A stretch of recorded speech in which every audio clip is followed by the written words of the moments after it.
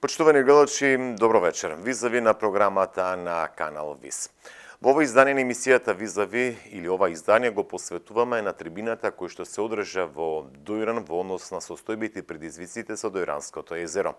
На оваа трибина се расправаше за состојбата со Дојранското езеро, неговиот квалитет, но и што треба да се превземе од страна на локалната самоуправа, но и централната власт за да се подобри квалитетот на Дојранското езеро и тоа да биде само одржливо.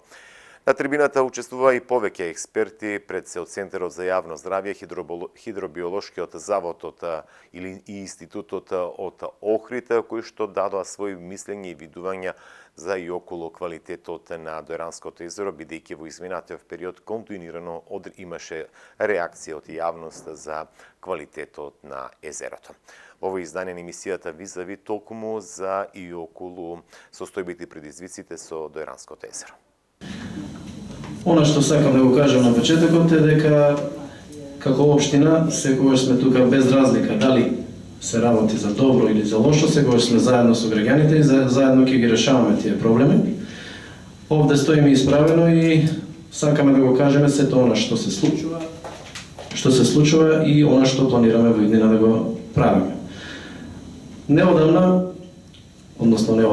пред 2,5 години имаме склучено меморандум за соработка со Милиево Контакт, невладина организација која што е сочинета од експерти и која што навистина ни помага многу во справувањето и во управувањето со предизвиците со езерото. За разлика од претходно каде што навистина ни недостига голем број на проекти, документации, анализи кои што укажуваат на тоа што се случува со езерото. Сега позади нас стојат голем тим на експерти, вклучувајќи ги тука и Центарот, вклучувајќи ги и Институтот, кои што навистина помагаат во обезбедувањето и на анализите и извештаите за езерото. Она што сакам да го напоменам е дека како општина во последниот период максимално се вложуваме за испитување и да го сработиме она што навистина е потребно за езерото. Во изминатиот период се направени многу анализи, направени се многу извештаи, констатирани се сите оние проблеми кои што му се случуваат на езерото и можам да направам неколку битни работи кои што ги имаме заедно направени и со Милиево Контакт и со сите овие институции кои што се грижат за состојбата со езерото. За анализите нема да зборувам затоа што тука се стручните тимови и тие подетално може да го објаснат на кој начин се испитува, како се испитува, кога се испитува, тоа ќе го оставам на експертите да го дебатираат. Јас можам да напоменам како општина што ние се залагаме. Во изминатиот период, заедно со Милиево Контакт, освен тоа што се трудиме да ги користиме европските фондови и да обезбедуваме средства за изработка на прецена проектна документација, ќе напоменам, проектна документација затоа што навистина во општина Дојран до пред 3 години немаше буквално ништо освен испитувањето од Центарот за јавно здравје. Во изминатиот период, со помош на средства кои што се обезбедени од многу фондови, со помош на средства обезбедени од Министерството за животна, за прв пат е изработена студијата за валоризација. Документ, односно условно кажано документ, меѓутоа се работи за студија која што е некаде околу 400 страни. Испитување кои што се направени, начини на функционирање, начини на управување со езерото, студија која што бараше макаторпна работа од страна на експертите за да се изработи и студија која што веќе е предадена во Министерството за животна средина и треба да биде одобрена. Со ваквата студија, експертите повеќе знаат, тоа е основниот документ за управување со езерото. Веднаш потоа се носи менаџмент планот за управување со езерото. Тоа е пак документ на кој што јасно ни укажува на кој начин ќе управуваме, како, што смееме, што не смееме. И тој документ е веќе изработен од страна на Милиево Контакт и експертите. Направени се многу физибилити студии, направени се нови проекти за нова прочистителна, направен е проект за санација на колекторскиот систем и уште многу други работи кои што а вистина се трудиме во последниот период, а кои што бараат и многу финанси, и многу труд, и многу време. Овде го видов кога влегувавме и господинот Бранко Радојчич. Тој е самиот запознат и со одредени ситуации кои што се случуваат и со езерото, но и многу ни помага од страна на комуникација со Словенска амбасада. Така да, навистина му благодарам за таквите конекции и затоа што успешно успеавме да направиме конекции кои што ќе ни донесат во иднина огромни финансиски средства и помош околу заштита на животната средина, пред се околу заштита на езерото. Нема да должам многу, би оставил прво простор и на самите експерти да продебатираат околу ситуацијата. Она што можам да го најавив и од неодамна, дека испратена информација на влада, сите средства кои што ни се потребни за реконструкција на колекторскиот систем и изградба на нова прочистителна станица. Со ваквата информација треба да обезбедиме некаде околу 3 милиони евра, средства обезбедени директно од буџетот на владата и конечно да го решиме тој 40 годишен проблем. Се надевам дека тоа е првиот чекор и сите физибилити студии укажуваат дека прв и основен чекор што треба да го направиме е санација на колекторскиот систем и прочистителната станица. Овде го гледам и директорот, го гледам и раководителот на прочистителната станица, па сигурно тие повеќе би кажале околу прочистителната станица и тоа што задоволува во овој момент. Но она што знам е дека треба да се реконструира колекторскиот систем и да се изгради нова прочистителна станица со поголем капацитет, а на добар пат сме тоа да го обезбедиме. По моје мислење, мислам дека градежните активности би започнале некаде февруар-март и се надевам дека колекторскиот систем ќе биде среден до некаде почетокот на мај, средината на мај, а додека прочистителна станица ни бара поголем временски период и таа би требало да се реши до наредната година пред летото. Мислам не до 2023, туку до 2024, затоа што бара поголеми градежни зафати. Она што се бориме и јас и тимот кој што работи и невладниот сектор е дека и знаеме дека езерото е првен приоритет и ние се соочуваме со проблемите, а не бегаме од нив, туку напротив сакам да порачам дека тие што водат негативна кампања и што се побудени од некои други побуди, да им порачаме дека ние се го сакаме Доранското езеро и ние знаеме како треба и како да се избориме со овие проблеми, а не да шириме негативна кампања и еве тука гледам голем дел од бизнес секторот кој што е заинтересиран и знае дека сето тоа носи негативни индикации, но како општина стоиме позади ова и силно ќе се изборим да го надминеме сето ова. Благодарам за почеток, а подоцна стоиме на располагање за прашања за се. Благодарам, Анго. Сега би замолил, не знам кој дали од јавно здравје или некој од вас да ги само да ги сподели со нас резултатите од последните неколку истражувања, 4, знам дека на месечно ниво преку лето се прави. Најпрво да се представам, јас сум примариус доктор Снежана Петрова, специјалист по хигиена и здравствена екологија од Центарот за јавно здравје во Велес. Према да посочам што работи Центарот за јавно здравје преку потрачната единица во Георгиевија, колешката Балија, врши следење и испитување на квалитетот на Доранското езеро. Тоа се прави согласно Национална програма за јавно здравје на Република Македонија во одреден временски период, како што бара правилникот, оној нов правилник за следење на микробиолошки критериуми на површински води од природните езера, кој беше донесен во 2016 година, со мало подсетување дека овој правилник се донесе во моментот кога Доранското езеро беше забрането за употреба за капење, затоа што не ги задоволуваше бараните критериуми по однос на микробиолошката загаденост. За да биде езерото употребливо за капење, треба да исполнува критериум во втора класа по согласно уредбата за класификација на површински води. Во тој период беше водата во трета класа и покрај многу честото мострирање не се подобри квалитетот, а причината е една за која што и грамоначални го зборува, дека пречистителната станица беше еден од факторите. Неработењето на пречистителна станица доведе до загадување на Доранското езеро, кое што пак од друга страна нели се забрани за капење, имаше други импликации врз самото користење, врз туризмот и така натаму. Значи, нашата програмска задача е да следиме квалитет на водата согласно правилникот од 15 мај до 15 септември. Значи, на секој 15 дена се земаат мостри води од 3 мерни места, градската плажа, Полин и Гранико. Во сите овие испитувања во текот на оваа година, значи од мај до септември, водата ги исполнуваше микробиолошките критериуми, значи беше одлична по однос на правилникот. Меѓутоа имаше отстапување по однос на физичко-хемиски параметри кои што ние ги следиме. Параметри како што се присуство на амоњак, БПК-5, тоа е бетодневна потрошувачка на кислород.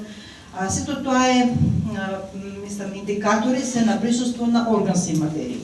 Значи, една од причините може да биде и повторно неработењето или недоволно работење на пречистителна станица. Овие параметри, ние велиме во стручното мислење, не се одразуваат штетно по здравјето на луѓето, зашто закапачите да може да користат водата мора да биде по однос на микробиолошкиот критериум одлична состојба.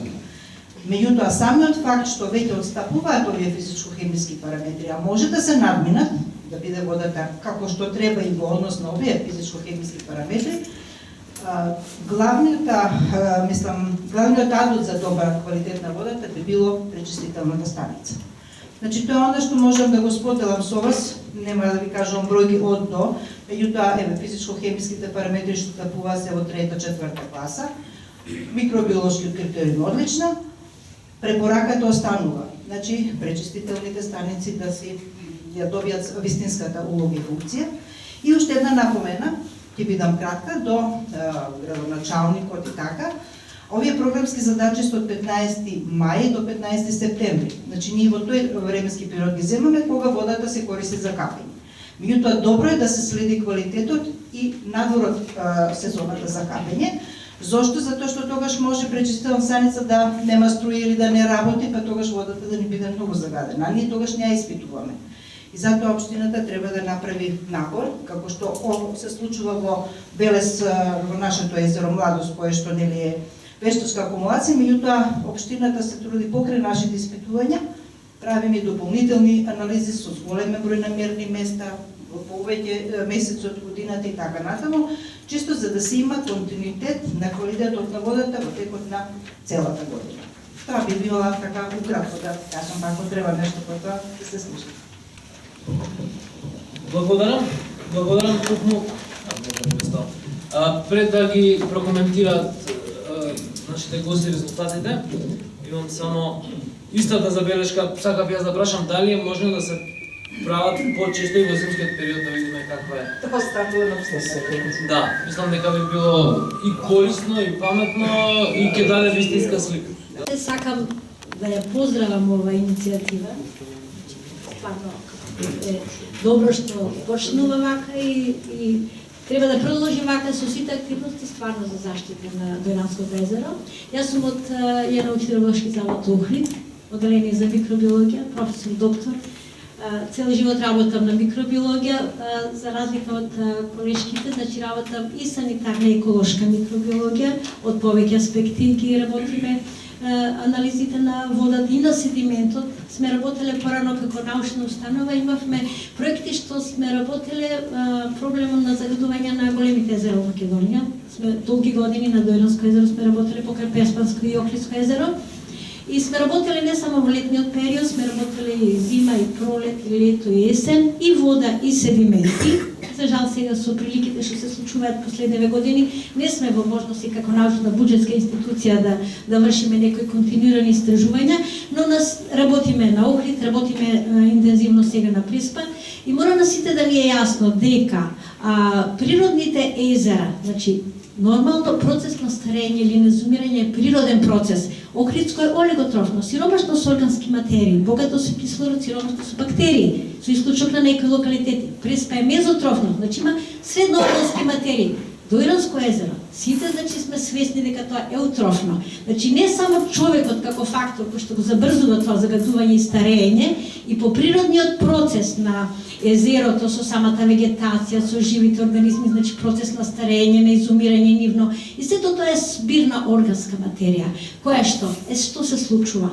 Значи богато со органски материи, богато со бактерии, но не патогени, хетеротрофи, сапрофити што ја разградуваат органската материја. Им треба многу кислород за да ја разградат органската материја, така ли? И затоа има моменти, имало случаи кога имало делови кои што се безкислородни. Во тој случај што се случува? Ако целосно не се разгради органска материја, да се таложи на дното и во тој случај оплитнува езерото. Нормална појава, нели? Во зима ниски температури, услови за развој на бактерии се послаби, минималните вредности во зима, во лето високи температури, метаболизмот е многу побрз, позабрзан, но покрај колекторот, тука се и бројните капачи. Сега ќе се изразам просто. Сите уринираат во вода, така ли? Од таму доаѓаат фекални индикатори, колиформија, шерихија, ентерококи, сите тие други индикатори, така ли?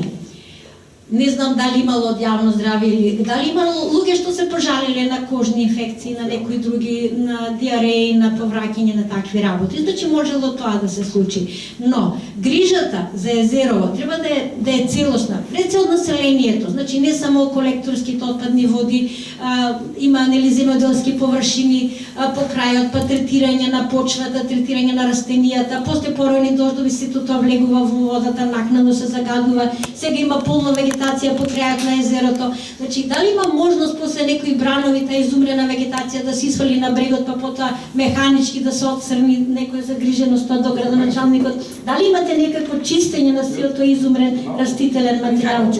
Механичко, затоа што тоа се органска материја ќе се раздроби, така и потоа за да се разгради, ќе исто врши додатно загадување на езерото со органска материја. Значи, целосно чистење немаме. Посебно од грчка страна имаме многу бујна вегетација, дрвја кои што се наоѓа во крайбрежјето и мислам дека најголемиот проблем е таму. Сега во моментот правиме физичко чистење на делот од плажа Фуктак до граничен премин и некоја ситно расчистување во време на летниот период со на амфибија која што има на бран. Така, значи тоа е добро сега кога изумира таа вегетација, добро е да се отстрани, да не е додатен проблем. Исто така нашите искуства кажуваат дека седиментот, таму кај што е песок, нема услови да се задржи органска материја.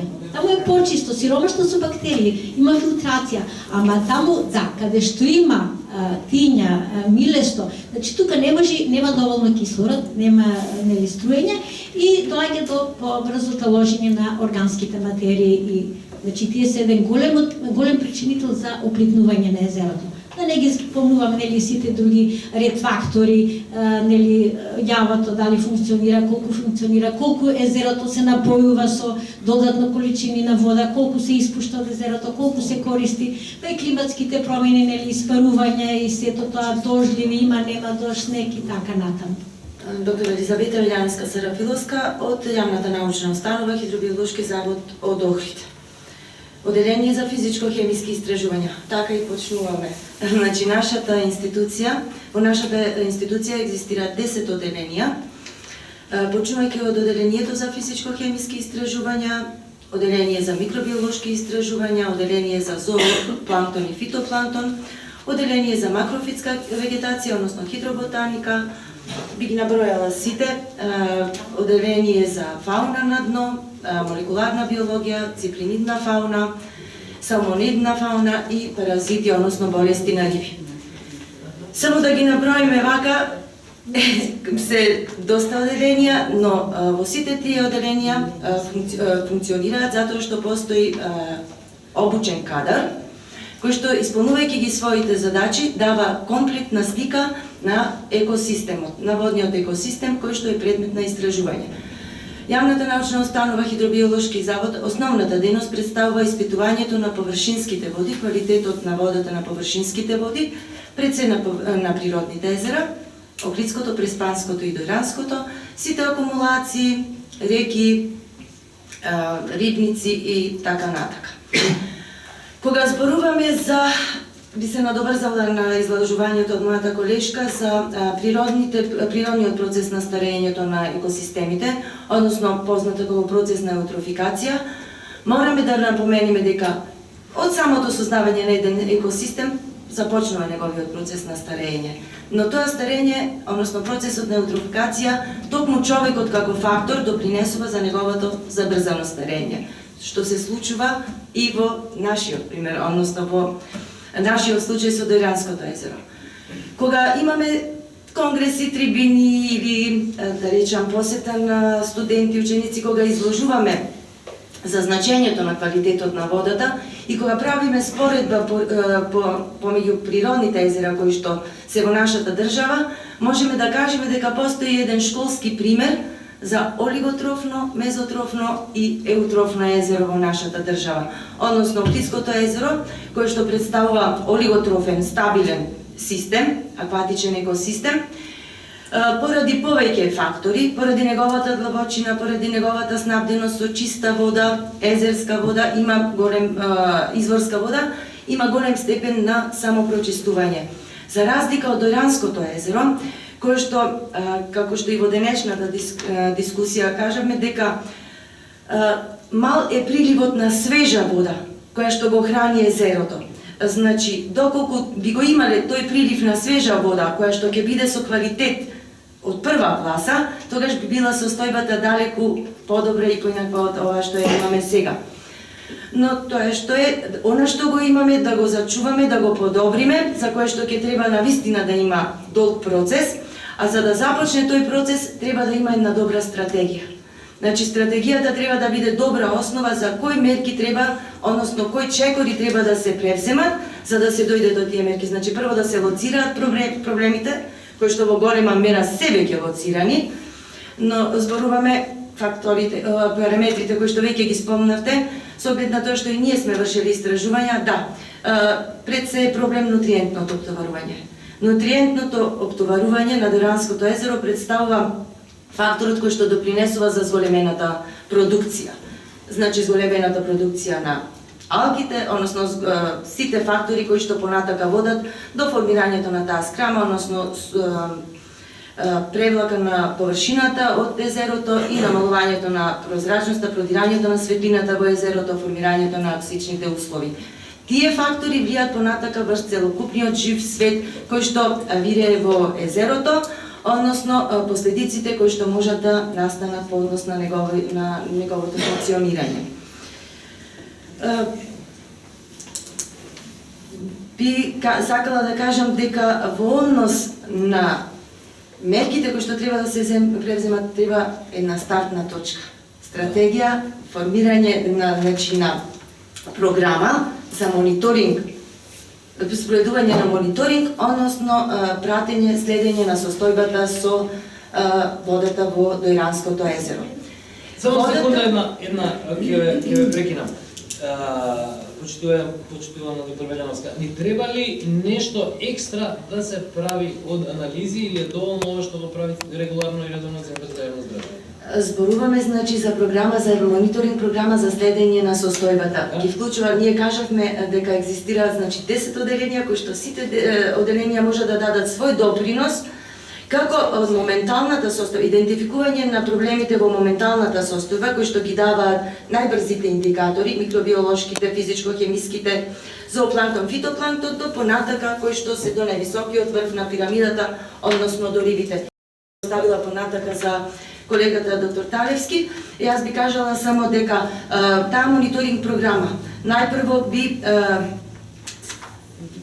ги вклучила сите тие истражувања, односно параметри од санитарен и еколошки аспект, како што напомена веќе колешката, од физичко-хемиските, покрај основните физичко-хемиски, значи температура, вода кој што температура, pH, матност на водата кој што се мерат на самата инситу, на самото лице место, да ода и покомплексните истражувања, кислородните параметри, биохемиската потрошувачка на кислород, органското оптоварување преку перманганатна потрошувачка, така, азотните форми, како што се нитрити, нитрати, амоњак. Амоњакот го спомнавме како индикатор на фекалното загадување.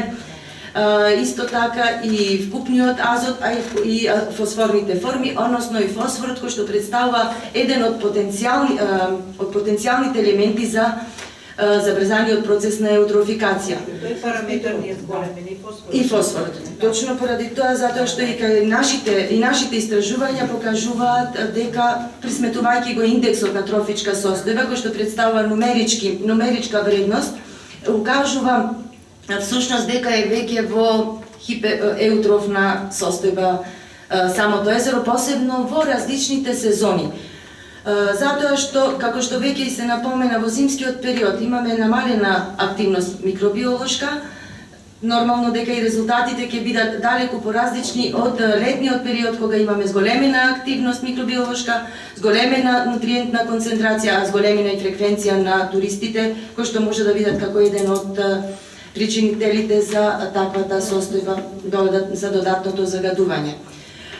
Сакав само уште да напоменам дека покрај овие параметри, нутриентите параметри, кислородните, добро би било да се испитуваат и перзистентните, односно тешко разградливите соединенија, како што се пестицидите, затоа што овој регион представува и регион каде што има и одгледување на градинарски култури, каде што и доаѓа до примена на тие пестициди, инсектициди, кои што секако еднаш кога ќе се внесат во системот, остануваат во него поради нивните својства, липофилни својства, односно да се акумулираат во масното ткиво на рибите, да се акумулираат во седиментот, кој што исто така значаен за истражување, а и да се биоакумулираат во живиот свет. Јас сум доктор Трајчо Талевски, работам во одделението за реколтивно одделение за ципринидни риби. Значи во заводот сум некаде речиси 40 години. Дојден го знам од својата 14 година, тогаш како дете калкувавме према на излезот таму, после се сместувавме во една полициска вила, доаѓавме и како студенти овде, имаме колега од Дојран Кречов Мите, мислам дека е во Гевгелија во Министерството за екологија, пензија. Така да, и после сме доаѓале, како што рече и доктор Лоховска, имаме во два или во три наврати тие проекти истражување на големите езера и предлагање мерки за нивна заштита, меѓутоа, како што поминуваше времето, се намалува парите за истражувања, се менуваше и интересот можеби на државата за Дојран, така да мислам дека Дојран е малце некако ставен на маргините на финансирањето од страна на државата. Мислам, навратил на вашите резултати, тоа беше 2016 година. 2016, значи не се подобри квалитетот на водата, него едноставно Министерството или за здравство го потигна или го спушти критериумот на водата за капење. Баш тогаш бев во Дојран, имаше наработилница, Кочувовски излезе и кажа денеска водата за капење, окей. Што не беше така, водата беше иста како вчера, меѓутоа, поради законските промени, правилникот за капење на вода за капење, водата тој ден беше исправна. Мислам да зборувам отворено. Сите овие работи што ги кажувате многу влијаат на рибната популација. Јас би можел да зборувам за рибната популација на Дојран, мада има и доста познавање од хидроботаника. Пошто моето сопруга работи на хидроботаника и така сме, односно на трска и на другите растителни видови што живеат во езерото. Така да и по тој однос сме го посетувале со неа и приватно и службено Дојранско езеро. Мислам, она што го спомна и доктор Ленче, дека со трската треба да се направат некакви чекори. Дали ќе се прави жниење и извадење на трската, како што се предлагаше на време и за Преспа, ради тоа што искрено немам податоци за површината на трска која што има во Дојран. Сме работели на Преспа и на Охрид. Преспа има 900 и нешто хектари површина под трска, за разлика од Охрид кој што има 70 на хектари. За Дојран не знам колкава е. Рибите како животински видови се можни значаи за дојранчани. Меѓутоа се чудува фактот што некаде 70-тите, 60-тите, 70-тите години Дојранското езеро беше еден од најголемите производители или најголема продукција на рибна маса. Имаше некаде 500 тона се ловеше тоа. За да полека таа рибна маса се намалува и сега веќе последниве години некаде околу 40 тони. Се воведе некои други видови, се воведе карасот, не знам точно која година, кој што најверојатно имаше некакви си негативни последици врз популацијата на останатите риби. А рибите во Дојран имаат два значајни вида, барем за нас што се занимаваме со наука. Значи ова вашава охридска, дојранска плашица, Албурнус дојраникус, или уствари Албурнус macedonicus, и уште еден карасот е ендемичен, така да речем, кој што се има наставка дојраненс. И се разликува многу од другите караси, кои што од другите риби кои што се во Европа. Значи самите овие загадувања кои што ги споменавте на Дојранското езеро влијаат и врз рибните популации. Меѓутоа на рибната популација многу влијае и по самото повлекување на водата во езерото, поради тоа што со повлекувањето се уништуваат рибните плотишта. Не секоја риба мрести онаму каде што мресте од вчера, ако водата падне 50 на сантиметри, особено за време на летниот период или пролетниот за време на меристото. Ако водата се повлече за време на полагање на икра, тогаш имаме икрата која што е оплодена, останува на суво и на тој начин угинува. Може би тие повлекувања, не може би, него најверојатно тие повлекувања на водата, што се случуваше во изминативите 20 на 30 години на Дојранското езеро, се одрази и на бројност и на количината на рибна популација која што се изловува од самото езеро.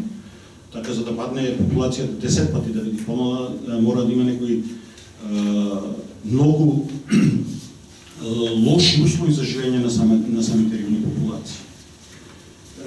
Оно што го споменавте околу точките, мислам дека 3 точки на Дојранско езеро на 15 дена се многу малце. На 15 дена ги вршите, не? Се многу малце да се заклучи за каков квалитет на вода станува збор. И оно што го спомна дека мора листата на анализи да се прошири, за да можеме да добиеме вистинската слика за да, мора, значи, ова како што една имате пред Полин, другата имате некаде градска плажа и третата ни е повторно тука, некаде во овој регион. Јас не знам искрено колкава е бреговата линија, мислам дека е некаде 15 на километри на Дојранско езеро, ако не се. Само едно надополнување, испитуваме верни места кои што се во интерес, кај што се користат од капачите. Не е нашата цел за испитување цела крај мрежа да се испитува. Значи, репрезентативни места кои што се користат за капење. Мито, од научна гледна точка, мислам тие точки, прво тие точки би требало да се видат многу поголем број на мерни места, и да имаме сознание и за хоризонталниот воден